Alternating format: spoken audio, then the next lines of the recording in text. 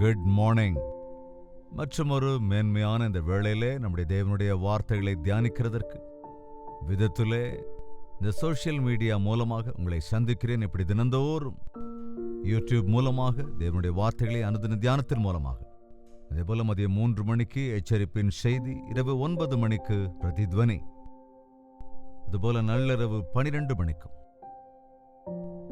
நமக்கான மன்னா என்று 4 முறை யூடியூபிலும் அதேபோல ஃபேஸ்புக்கிலும் தினந்தோறும் காலை 6 மணிக்கு அனுதினம் மன்னா, திரும்ப சாயங்காலமும் தேவ செய்தி, இரவு 12 மணிக்கு ஷார்ட்ஸ் என்று, இன்னொரு புறம் பாடல்கள் என்றும் கூட, இன்னும் உண்மையான சம்பவங்கள், அதேபோல வாக்குத்தத்தங்கள் என்று பல்வேறு நிகழ்ச்சிகளை சோஷியல் மீடியா மூலமாக உங்களுக்கு கொடுத்து கொண்டிருக்கிறோம். டாக்டர் ஜெயபால் யூடியூப் சேனலை, அதேபோல ஃபேஸ்புக்கையும் நீங்கள் லைக் செய்யுங்கள். ட்விட்டர் மற்றும் இன்ஸ்டாகிராமிலும் அநேகமான தேவ செய்திகளையும் 1 மினிட் மெசேஜையும் உங்களுக்கு கொடுத்து கொண்டிருக்கிறோம். கேளுங்கள். இதேபோல் அநேக தேவைகளில் இருக்கிறவர்களுக்கு இவைகளை ஷேர் செய்யுங்கள். வாருங்கள் ஜெபித்து இன்றைய தியானத்திற்குள்ளே செல்லலாம். பரிசுத்தமும் அன்புமுள்ள பிதாவே, உம்முடைய வருகை சமீபமாக இருக்கிற இந்த நாட்களிலே விதமில்லாம் ஆண்டவரே, உம்முடைய வார்த்தை ஒவ்வொருவருக்கும் கேட்க பண்ண வேண்டும் என்று ஆசையோடு கூட படுகிற பிரயாசத்துக்கு கிருபையருளுங்க. நீரே உண்மையான இரட்சகராய், உலக இரட்சகராய் இருக்கிறீர் என்கிற விஷயத்தை எல்லோருக்கும் அறிவிக்கும்படி ஆண்டவரே, இந்த ஊழியத்தை ஒவ்வொரு நாளும் நீர் மட்டும் உயர்த்தியது போல தொடர்ந்து உயர்த்தும்படியாகவும் எங்களுக்கு சகாயம் அருள வேண்டும் என்று உம்மை அறிந்திருக்கிற நாங்கள் உம்முடைய சாட்சிகளாய் வாழ்வதற்கு கிருபை அருள வேண்டும் என்றும் கிறிஸ்துவின் நாமத்தில் வேண்டிக் கொள்கிறோம் பிதாவே, ஆமென். தேவனுக்கு ஸ்தோத்திரம். எப்படி இருக்கீங்க? இந்த உலகத்திலே நம்முடைய வாழ்க்கை எப்படி இருக்கிறது? ஆண்டவரை நம்புவதற்கு முன்பு, நம்முடைய இருதயம் கிறிஸ்துவின் ரத்தத்தால் கழுவப்படுவதற்கு முன்பு, நாம் மற்ற எல்லாரை போல இருந்ததுனாலே மற்ற எல்லாரை போலவே நடந்து கொண்டோம், மற்றவர்களைப் போலவே யோசித்திருப்போம், மற்ற எல்லோரை போலவே நாம் நடந்து கொள்வோம். ஆனால் ஒரு விசை ஆண்டவரை நம் சொந்த ரட்சகராக ஏற்றுக்கொண்ட பிறகு நம்முடைய வாழ்க்கை மாற வேண்டும். மாறியிருக்கிறது. புதிய இருதயத்தை தேவன் நமக்கு அருளி செய்வார். நீதியில் பிரியப்படுவதற்கும் அநீதியை நாம் எதிர்த்து நிற்பதற்கும் ஆண்டவர் நமக்கு சகாயம் அருளுவார். இப்படிப்பட்ட சூழ்நிலையில் இந்த உலகத்திலே நாம் வாழ்வதென்பது கொஞ்சம் கஷ்டமானதாகத்தான் இருக்கிறது. ஏனென்றால் இந்த உலகம் முழுவதுமே ஒரு புறம் போய்கொண்டிருக்கிறது. கூட்டம் கூட்டமாக விசாலமான வழியில போகிறவர்கள் அநேகர் அல்லவா? தேவனுக்காக வாழ வேண்டும் என்றால், மனசாட்சியை காத்துக்கொள்ள வேண்டும் என்றால், அந்த கூட்டத்தாரோடு நம்மால் ஒத்துப்போகவே முடியாது. தேவனுடைய விருப்பத்தின்படி வாழ வேண்டும், வார்த்தையின்படி வாழ வேண்டும் என்று இருப்பதனால அநேக நேரங்களிலே நமக்கு போராட்டங்கள் வரும்.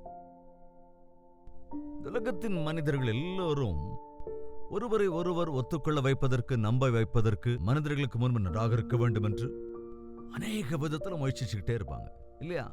ஒவ்வொருவருமே கூட தான் பிறருக்கு ஈர்ப்பை உண்டாகிற விதத்தில் இருக்க வேண்டும், தான் பெரிய ஆளாக காண்பிக்க வேண்டும், தன் அருமை பெருமைகளை எல்லோருக்கும் தெரியப்படுத்த வேண்டும், தன்னுடைய தனித்துவத்தை எல்லோரும் அறிய வேண்டும், எல்லா மனிதர்களையுமே கூட நாம் சந்தோஷப்படுத்த வேண்டும். எல்லாரும் ஒன்ன சொன்னா நாம் அதை மறுத்தோன்னா பிரிக்கப்பட்டு விடுப்போம் என்பதனால் எல்லாரோட சேர்ந்து ஆமா ஆமா அப்படிங்கணும். அப்படிங்கிற மாதிரி அநேக விதத்திலே நம்முடைய மனசாட்சியை நாம் என்ன செய்கின்றோம்? கெடுத்துக் கொள்கிறோம். ஏசப்பாவை அறிந்ததற்கு பிறகு நாம் நம்முடைய மனசாட்சியை காத்துக்கொள்ள வேண்டும். மனிதர்களுடைய பாராட்டுகளை அல்ல, தேவனுடைய மெச்சுதலை பெற வேண்டும். யோவான் எழுதின சுவிசேஷம் 12வது அதிகாரம் 42வது வசனத்தை வாசிக்கிறேன், கவனிங்க. ஆகிலும் அதிகாரிகளிலும் அநேகர் அவரிடத்தில் விசுவாசம் வைத்தார்கள். ஆகிலும் அதிகாரிகளிலும் அநேகர் அவரிடத்தில், அதாவது இயேசு கிறிஸ்துவனிடத்திலே விசுவாசம் வைத்தார்கள். அப்படியிருந்தும் ஜெபாலயத்துக்கு புறம்பாக்கப்படாதபடி பரிசேயர் நிமித்தம் அதை அறிக்கை பண்ணாதிருந்தார்கள். இந்நாட்கள்ல நான் இயேசு கிறிஸ்துவை ஏற்றுக்கொண்டிருக்கிறேன் என்று ஒத்துக்கொள்வதற்கு வெட்கப்படுகிறவர்களாக எத்தனையோ பேர் இருக்காங்க. நீங்க எப்படிங்க?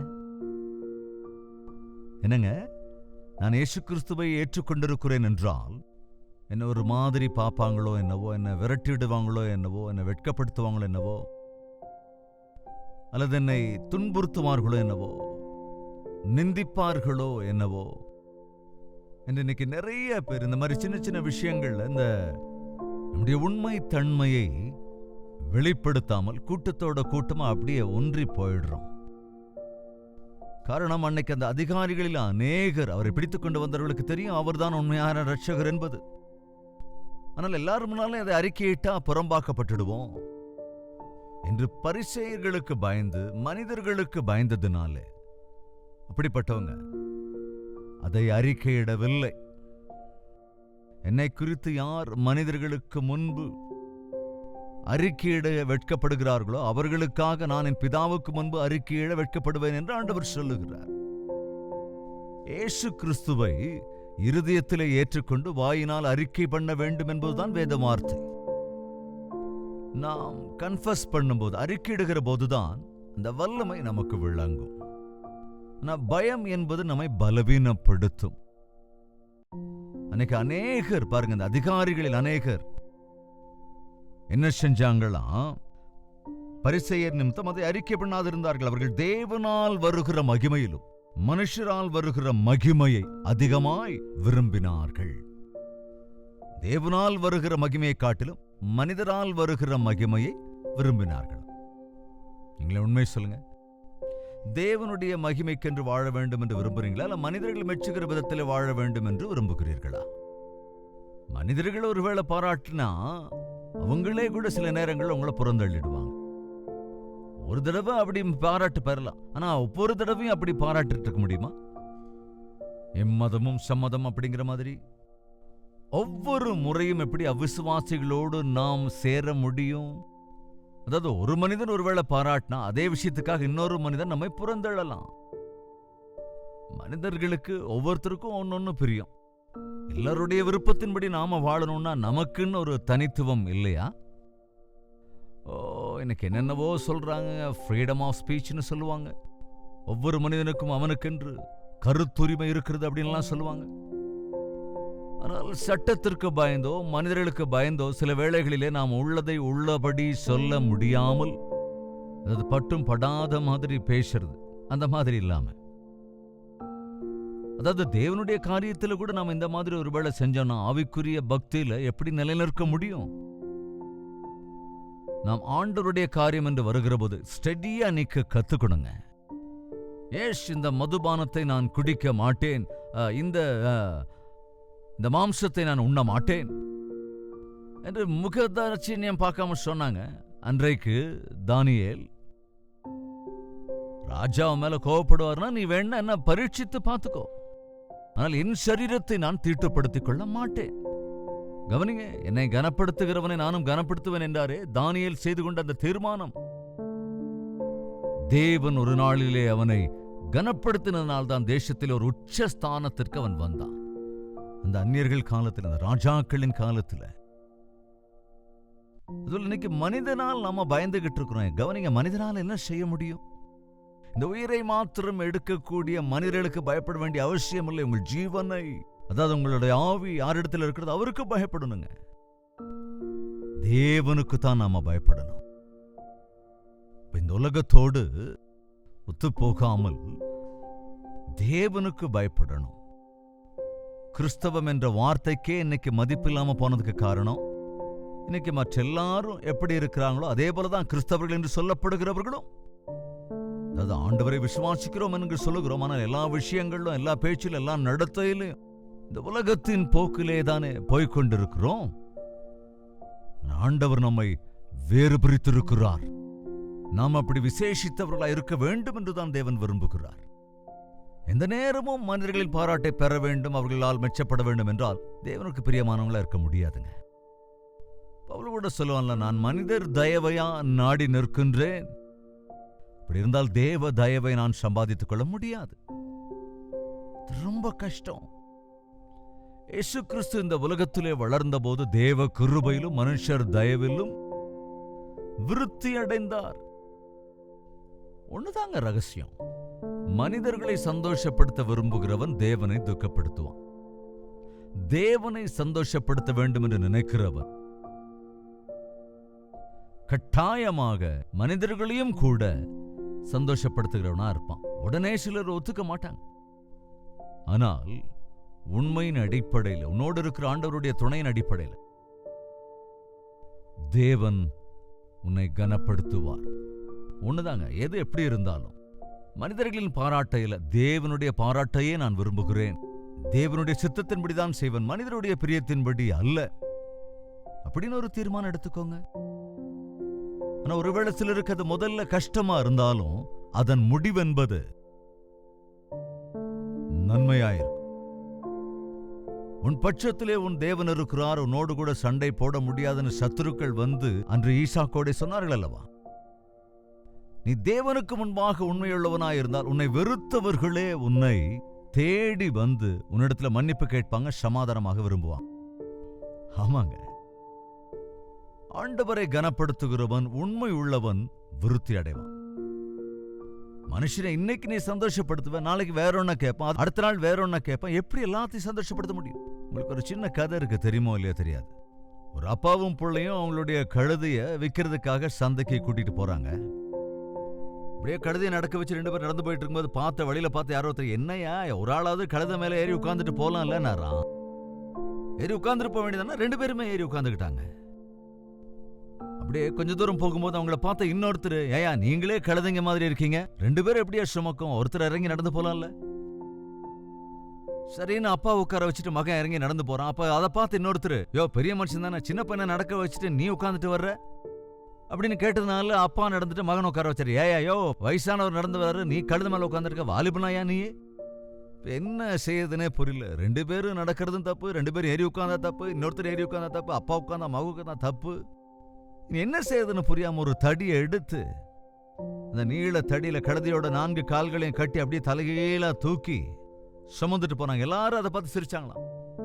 என்ன அப்பனும் பிள்ளையும் பைத்தியக்காரங்களா இருக்காங்க, கம்புல கழுதையை கட்டி தூக்கிட்டு போறாங்களே என்ன. கடைசியில பயங்கர கோவம் வந்து, இந்த கழுதையும் வேண்டாம், அதை வித்து வர்ற காசும் வேண்டாம்னு கழுதையை தூக்கி ஆத்துல போட்டு போயிட்டாங்களாம். மனுஷங்களை சந்தோஷப்படுத்த நினைச்சா இப்படிதாங்க ஆகும். இவங்களை சந்தோஷப்படுத்தணும் இதை செஞ்சு, அவங்கள சந்தோஷப்படுத்தணும் அதை செஞ்சு, அப்படியெல்லாம் செஞ்சு நம்ம வாழ்க்கையை கந்தரகோலம் பண்ணிக்கிறது. தேவனுக்கு கீழ்ப்படிந்து தேவனுக்கு பிரியமானதை செய்தால் தேவன் உன்னுடைய பட்சமாய் நிற்பார். எனவே நீ விசுவாசிக்கிற தேவன் தான் உண்மையான தேவன், நீ சொல்வதுதான் கரெக்ட். உன்னை பார்க்கிறவர்கள் உன்னை பார்த்து சொல்லும்படியாக தேவன் உன்னை உயர்த்துவார். மனிதர்களை பிரியப்படுத்துவதற்காக முயற்சி செய்யாதீங்க, தேவனை மகிமைப்படுத்தும்படி இருங்க. உங்க மனசாட்சியை காத்துக்கொள்ளுங்க. அப்போஸ்தலருடைய நடபடிகள்ல ஒரு அற்புதமான வசனம் இருக்குங்க. அப்போஸ்தலருடைய நடபடிகள் 24ஆம் அதிகாரம். அப்போஸ்தலருடைய நடபடிகள் 24வது அதிகாரம் 16வது வசனத்தை வாசிக்கிறேன். இதனால் நான் தேவனுக்கும் மனுஷருக்கும் முன்பாக எப்பொழுதும் குற்றமற்ற மனசாட்சியை உடையவனாயிருக்க பிரயாசப்படுகிறேன். இதுதாங்க நமக்கு அவசியம்.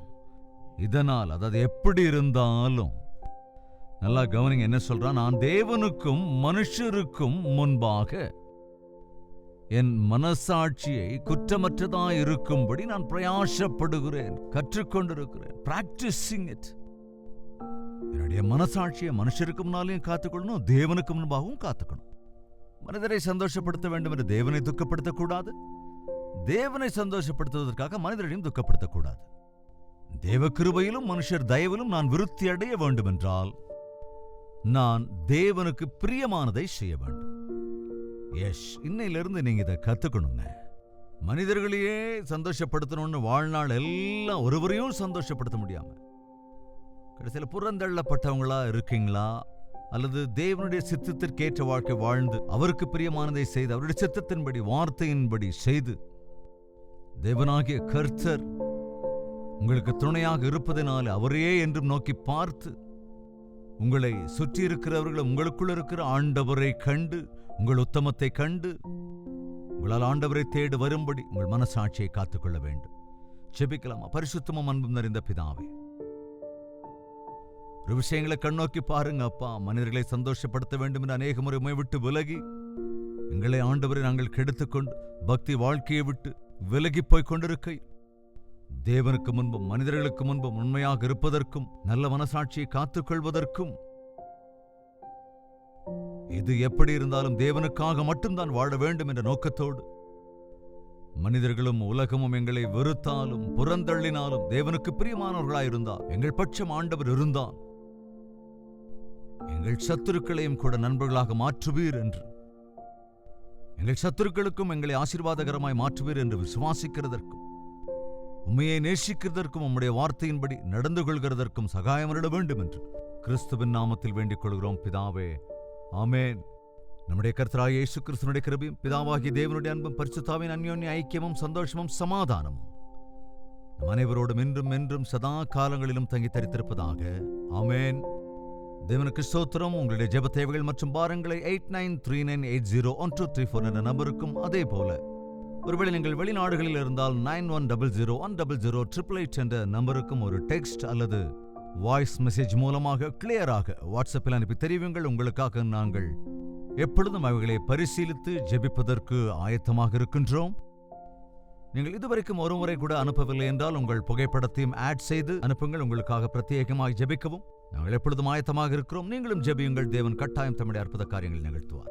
நீங்களும் ஆவிக்குரிய காரியங்களில் பலப்பட்டு எல்லா விஷயங்களிலும் விருத்தி அடைய வேண்டும் என்று நாங்கள் நலனை அறிந்து கொண்டு உங்களுக்காக ஜெபிக்கிறதற்கும் உங்களுக்காக கணக்கு கொடுக்க வேண்டியவர்களாக இருப்பதற்காகவும் இந்த ஊழியத்தை நாங்கள் தொடர்ந்து கொண்டிருக்கிறோம். நீங்களும் இந்த காரியங்களை செய்து இந்த ஊழியத்தை தொடர்ந்து உற்சாகப்படுத்தும்படியாக உங்களிடத்திலே கேட்டுக்கொள்கிறேன். தொடர்ந்து ஆண்டவருக்கு சித்தமானால் நாளை இதே நேரம் இதே அனுதின தியானத்தில் நாம் மீண்டும் சந்திக்கலாம். அதுவரைக்கும் தேவாதி தேவனுடைய மகா கிருபை நம் அனைவருக்கும் துணையாயிருப்பதாக.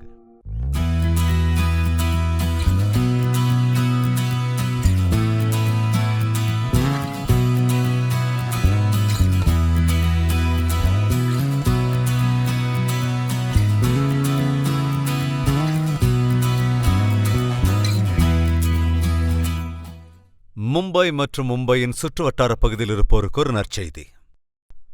ஆண்டவருக்கு சித்தமானால் ஜூலை 17ஆம் தேதி அன்று மும்பையில் மற்றொரு தரம் ஒன் டே கெட் டுகெதர் ஒன்று ஏற்பாடு செய்திருக்கிறோம். தேவதாசன் கூட வருவார் என்று, தேவ ஊழியம் செய்வதற்காக ஆசைப்படுவோரை பலப்படுத்த வேண்டுமென்று, அனுதினமும் தேவனுடைய வார்த்தைகளை சோசியல் மீடியா மூலமாகவும் அதேபோல சுப சந்தேஷில் வருகிற கல்வாரி தரிசனம் ஹிந்தி நிகழ்ச்சியின் மூலமாகவும் தேவனுடைய வார்த்தையை கேட்கின்ற எல்லோரையும் நேரடியாக சந்தித்து தனிப்பட்ட விதத்தில் உங்களுக்காக ஜெபிக்கவும் சென்னையிலிருந்து மும்பைக்கு வருகிறோம். நீங்களும் இந்த கெட் டுகெதருக்கு தவறாமல் வாருங்கள். நாம் எல்லோரும் சேர்ந்து தேவனுடைய பிரசன்னத்தை முழுமையாக அனுபவிக்கலாம். முகவரியை குறித்து வைத்துக் கொள்ளுங்கள். Morning star English school, Sayan, Dharavi, Mumbai. மேலும் தகவல்களை அறிந்து கொள்வதற்கு 9848907779 என்ற நம்பருக்கு நீங்கள் கால் பண்ணலாம் அல்லது வாட்ஸ்அப் அனுப்பலாம். இல்லை என்றால் 954041 என்ற நம்பருக்கு வாட்ஸ்அப் மூலமாக தெரியப்படுத்தலாம். கண்டிப்பா வருவீங்க தானே? உங்கள் உறவினர்களுக்கும் நண்பர்களுக்கும் கூட தெரியப்படுத்துங்கள்.